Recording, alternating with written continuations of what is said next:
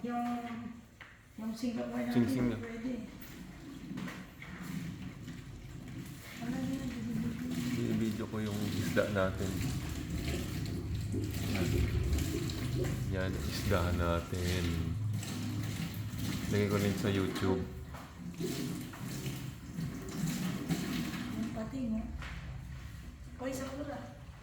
Aabot pala ng ilan years? 50 years ba? Oo, lalaki naman kasi siya. Maliit lang kasi apartment kaya. Akira. Kailan ka namin kinuha, Akira? 2019. Pinanganak sila 2019. 2019. Kaya lang na-diagnose. Sila ni Sakura na March. Kaya lang si Akira na-diagnose siya ng 2019. pancreatitis. Anong year? 2024. 2024. Anong month? November yan. November. Kaya mini-maintain na lang natin ng pagkain niya.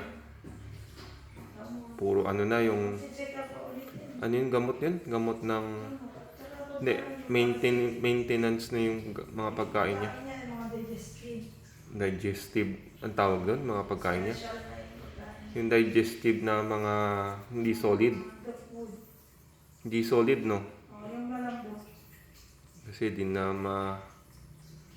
na-absorb yata yung ano niya. Yung tiyan niya. Hindi na pwedeng mga solid. Tawa naman si Rema. Hindi niya alam yung dito tayo sa kanila. Alam niya? Nagbaklip na tayo. Tapos tingin siya ng tingin. Akira. Tingin ito. Sakura. Sabi niya, parang nakita. Ang mga pentro niya. Lumapit siya. Nakita. Sabi ko, ako nakita mo? Saan mo ko nakita? Sa bigan. Nakita mo ko sa bigan, naman tapabigan ako. Baka ano, yung ano, Christmas party, nandun yun. Hindi, nagtrabaho siya kay Mamang. Nagtrabaho siya kay Lani. Magpupunta sa tindahan si Mamang noon. Hinatid na si Mamang sa store pag umaga. Bubuhatin niya yung mga gamit ni Mamang. Tapos, naalala ko siya rin yung naglinis ng kwarto ni na Mamang.